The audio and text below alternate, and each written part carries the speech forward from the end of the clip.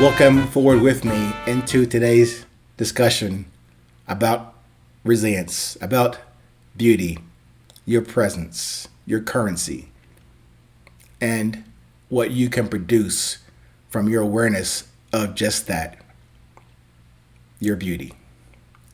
Today's topic is simply called, entitled as 820. I know, kind of a silly, short description for this topic today, but I think it'll make some sense as we go through this discussion. So let's jump into it. 820. I'm going to take some time just to elaborate on where it came from, why I use that. I might have touched on it before, but let's use this episode today to discuss it. 820. That's about the amount of time it takes to start a habit. 8 minutes and 20 seconds. Less than 10 minutes.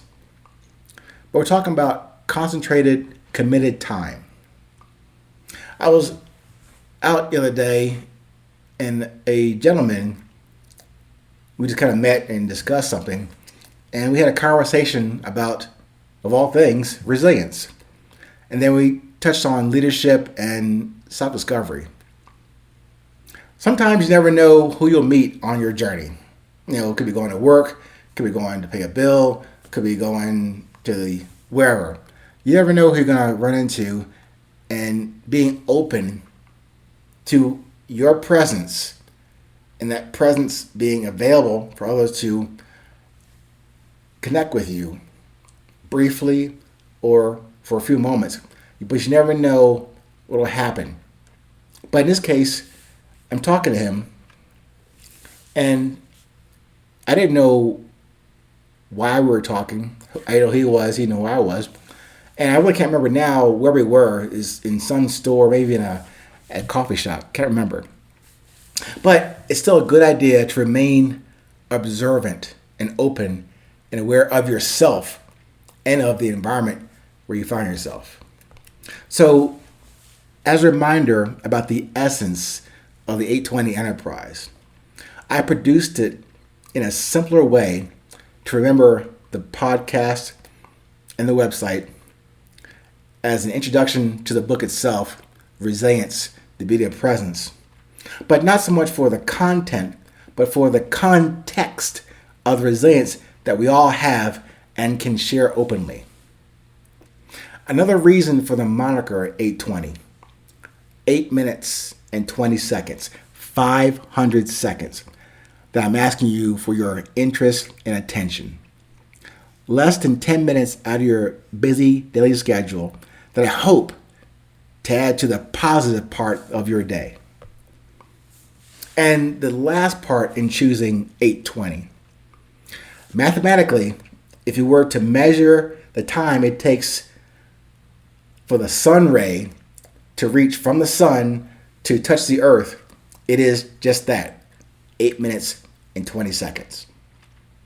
So, referencing what this gentleman shared with me about the less than 10 minutes it takes to begin to change a habit, really stuck with me.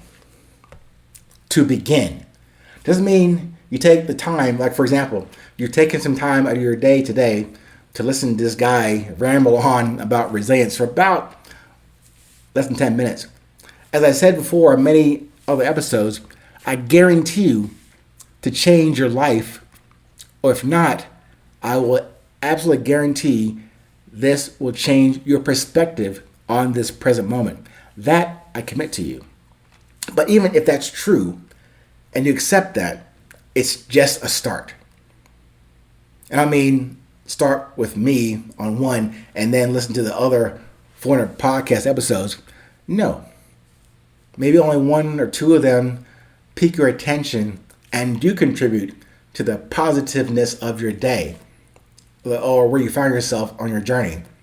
But either way, it's just a start, a place to begin. Because then you have to use that as a starting point, and then you would have to continue the process and the consistency. if you're like me, habits have been ingrained and, for me, cemented in for a while. For example, my habits of what I eat, what I drink, what I do, what I don't do, what I say and don't say. Those habits have been in there for a while. But to address those embedded habits, I must apply a different metric and different habit to unseat or unearth those pesky old and comfortable habits that should be made uncomfortable for me to continue. Because if I introduce a new habit, then you have the competing, new, uncharted, but uncomfortable habit with the old, comfortable habit that needs to be replaced. That's the dichotomy that I find myself in every day. Trying to get rid of the old and go with the new. And the new, not just a new shiny object, but the new with a new nowness of awareness and a new intent. If I truly want to go forward with a positive aspect, without carrying, old baggage that doesn't need to go forward with me, that can only serve to slow me down, why keep doing that? Again, one of those original, curious questions I must ask myself if I'm going to reduce those mountains and hills of old bad habits.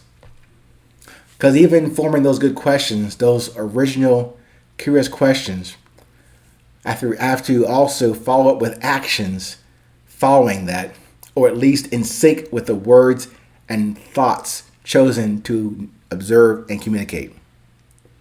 So this is not a directive to you or to myself. I mentioned in another podcast about not just an eloquent, elegant question, maybe as a command. So not a directive. I guess command and directive are kind of similar. I'm not making this statement to you as you should do this, or myself, I must do that. But in a positive, forward way, commanding myself to me to change that old bad habit that was so easy to do with a new command that can be reprogram, if that's possible, what I've been doing all these years. Just more daily guidance and signposts, perhaps, to recognize. Of course, you can always ignore the daily 820 public service announcements and exits on a difficult road or route we may take. But I'm asking you to just identify and accept what really drives you. Your positive, curious, original, genuine desire underneath that drive I'm asking you to define.